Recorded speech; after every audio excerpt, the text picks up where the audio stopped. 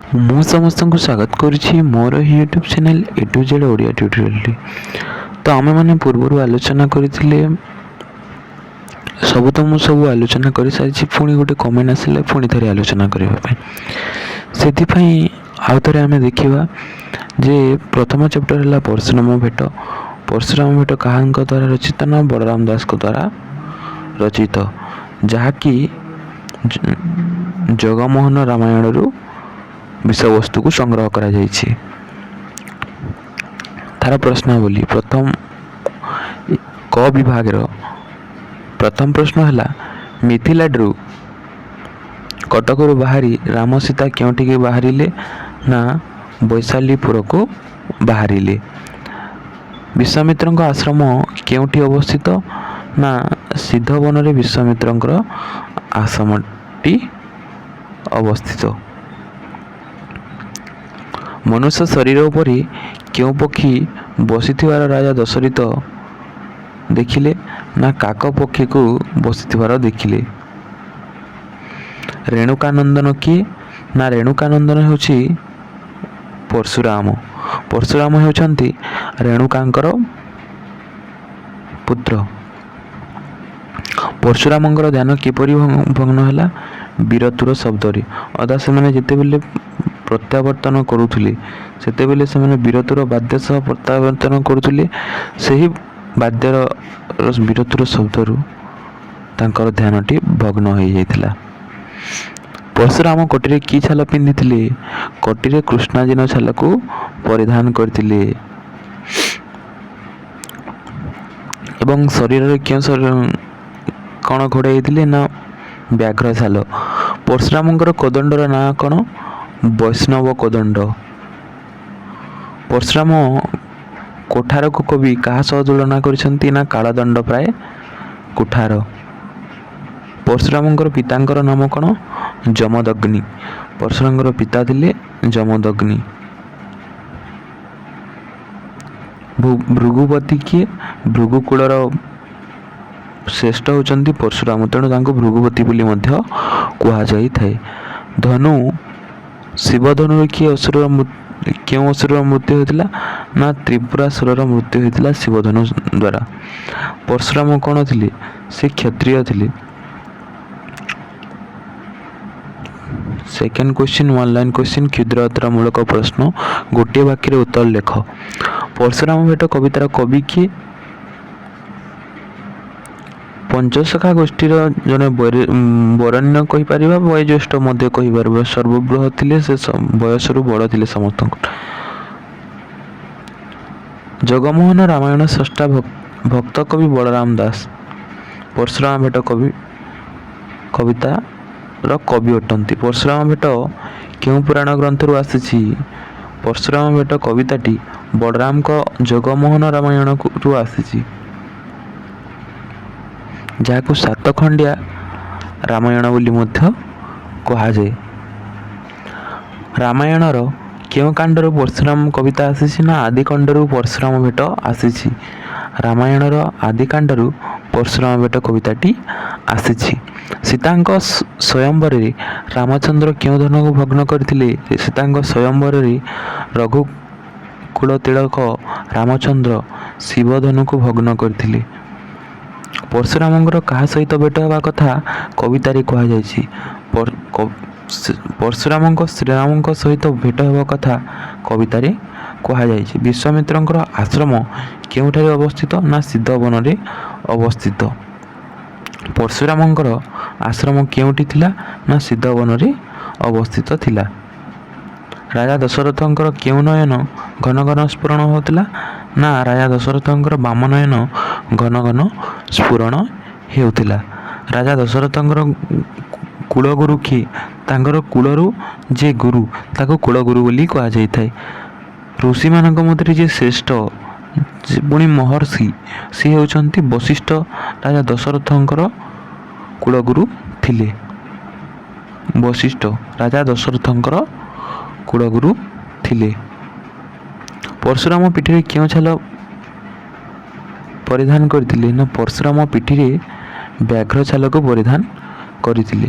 ଭୃଗୁପତି କିଏ ଥିଲେ ନା ମହାତେଜା ପରଶୁରାମ ଭୃଗୁପତି ଥିଲେ।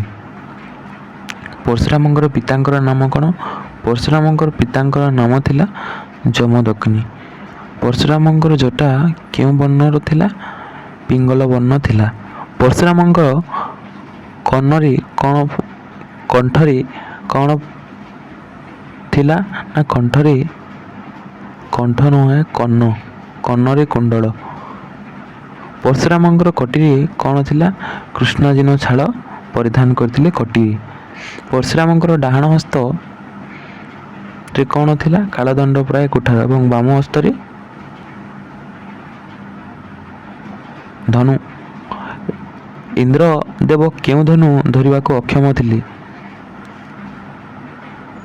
ସ୍ୱର୍ଗାଧିପତି ଇନ୍ଦ୍ରଦେବ ଶିବ ଧନୁ ଧରିବା ପାଇଁ ଅକ୍ଷମ ଥିଲେ। ରାମଚନ୍ଦ୍ର କାହା ପ୍ରତି କ୍ରୋଧ ନ କରିବା ପାଇଁ କହିଛନ୍ତି? ରାମଚନ୍ଦ୍ର ଗୋରୁ ଏବଂ ବ୍ରାହ୍ମଣ ପ୍ରତି କ୍ରୋଧ ନ କରିବା ପାଇଁ କହିଛନ୍ତି। ଶିବଧନୁରେ କେଉଁ ଅସୁରର ପ୍ରାଣ ଯାଇଥିଲା? ଶିବଧନୁରେ ତ୍ରିପୁରାସୁରର ପ୍ରାଣ ଯାଇଥିଲା। ପରଶୁରାମ ରାମଚନ୍ଦ୍ରଙ୍କୁ କେଉଁ ଦିବ୍ୟ ଧନୁ କଥା କହିଛନ୍ତି? ନା ଯେଉଁ ଦିବ୍ୟ ଧନୁକୁ ସ୍ୱର୍ଗାଧିପତି ଇନ୍ଦ୍ରଦେବ ଧାରଣ କରି ଅସମର୍ଥ ଥିଲେ, ଯେଉଁ ଧନୁରେ ତ୍ରିପୁରାସୁରର ବିନାଶ ହୋଇଥିଲା, ସେହି ଦିବ୍ୟ ଧନୁ କଥା ପରଶୁରାମ ଶ୍ରୀରାମକୁ କହୁଛନ୍ତି ଯେ ତୁ କିପରି ଭାବରେ ତାହାକୁ ଭାଙ୍ଗି ପାରିଲୁ। ରାମଚନ୍ଦ୍ର ପରଶୁରାମଙ୍କ ଠାରୁ କୋଦଣ୍ଡ କେଉଁ ହସ୍ତରେ ନେଇଥିଲେ? ନା ଦକ୍ଷିଣ ହସ୍ତରେ କୋଦଣ୍ଡକୁ ନେଇଥିଲେ। ରଘୁମଣି କିଏ? ରଘୁକୁଲର ମଣି କିଏ?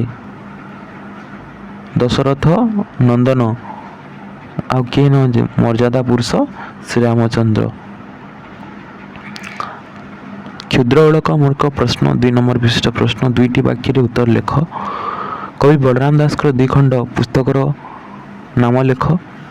ଆଲୋଚ୍ୟ ପ୍ରସଙ୍ଗ ପରଶୁରାମ ଭେଟ ଶୀର୍ଷକ ଉଦ୍ଧାର କରାଯାଇଛି ଏବଂ ବଳରାମ ଦାସଙ୍କର 2 ଖଣ୍ଡ ପୁସ୍ତକ ହେଲା ବଟ ଅବକାଶ ଏବଂ ଭାବ ସମୁଦ୍ର। ରାମ ସୀତାଙ୍କର ବିବାହ ପରେ ମିଥିଳା କଟକରୁ ଆସିଥିବା ବେଳେ ରାଜାମାନେ କ'ଣ ଧରିକି ଆସିଥିଲେ? ନା ତମେ ଲେଖିଦେବ କବିତା କବି ପରଶୁରାମ ଭେଟ ବଳରାମ ଦାସ। କବି ବର୍ଣ୍ଣନା ଅନୁଯାୟୀ ଦଶରଥାନନ୍ଦ ଶ୍ରୀରାମଚନ୍ଦ୍ର ଜନକନନ୍ଦିନୀ ସୀତାଙ୍କୁ ବିବାହ କରିବା ପରେ ଅଯୋଧ୍ୟା ପ୍ରତ୍ୟାଗମନ ପଥରେ ରାଜାମାନେ ସେମାନଙ୍କୁ ଭିନ୍ନ ଭିନ୍ନ ଉପହାର ପ୍ରଦାନ କରୁଥିଲେ। ସିଦ୍ଧବନରେ କାହା ସହିତ ଭେଟ ହେଲେ ବିପଦର ଆଶଙ୍କା ଅଛି ବୋଲି ବଶିଷ୍ଠ କହିଛନ୍ତି? ତମେ କବିତା କବି ଲେଖିଦେବ। ତାପରେ ଲେଖିବ ନା ମହର୍ଷି ବଶିଷ୍ଠ କ୍ଷତ୍ରିୟ ଦର୍ପଦଳନ ଯମଦଗ୍ନି ପୁତ୍ର ପରଶୁରାମ ସହିତ ସିଦ୍ଧବନରେ ଭେଟ ହେଲେ ବିପଦର ଆଶଙ୍କା ଅଛି ବୋଲି ବାଣୀ ଶୁଣାଇଛନ୍ତି। ସୈନ୍ୟ ସାମନ୍ତ ଯାଇ ରାଜା ଦଶରଥଙ୍କୁ କ'ଣ କହିଲେ? ଯେ ପ୍ରବଳ ଅନଳ ସମାନ ଭୟଙ୍କର ସୂର୍ଯ୍ୟଙ୍କ ସମ ତେଜସ୍ୱୀ ପରଶୁରାମଙ୍କର ଆଗମନରେ ସୈନ୍ୟମାନେ ଅତିଶୟ ହୋଇଯାନ୍ତି, ଭୟଭୀତ ହୋଇଯାଇଛନ୍ତି, ଡରି ଯାଇଛନ୍ତି। ଯେ ମହାରାଜା ଦଶରଥଙ୍କୁ ତାଙ୍କର ପଥରୋଧ କରିବା ସମାଚାରକୁ ଅବଗତ କରାଇଲେ। ତାଙ୍କର ପଥକୁ ସେ କ'ଣ କରିଛନ୍ତି? ନା ପଥକୁ ରୋଧ କରିଛନ୍ତି। ପରଶୁରାମଙ୍କର ଆଗମନ କଥା ଶୁଣି ରାଜା ଦଶରଥଙ୍କର ଅବସ୍ଥା କ'ଣ ହୋଇଥିଲା? ଯେତେବେଳେ ପରଶୁରାମ ଆସିଛନ୍ତି ସେତେବେଳେ ରାଜା ଦଶରଥଙ୍କର ଅବସ୍ଥା କ'ଣ ହୋଇଛି?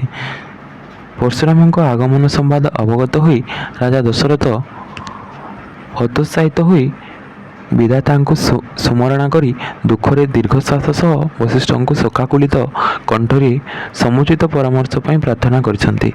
ପରଶୁରାମ କେଉଁ ମୁଦ୍ରାରେ ବସିଥିଲେ ଏବଂ କି ପ୍ରକାର ବାଦ୍ୟ ଶୁଣି କ୍ରୋଧିତ ହୋଇଥିଲେ? ନା ପରଶୁରାମ ଧ୍ୟାନ ମୁଦ୍ରାରେ ବସିଥିଲେ, ସେ ତପସ୍ୟା କରୁଥିଲେ।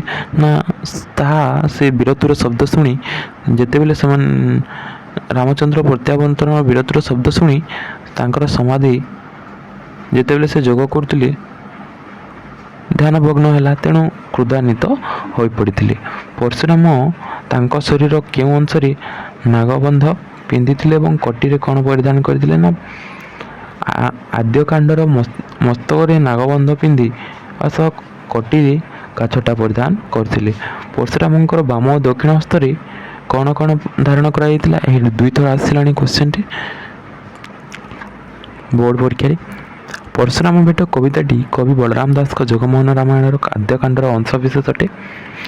ମହାତେଜା ପରଶୁରାମ ବାମ ହସ୍ତରେ ଧନୁ ଡାହାଣରେ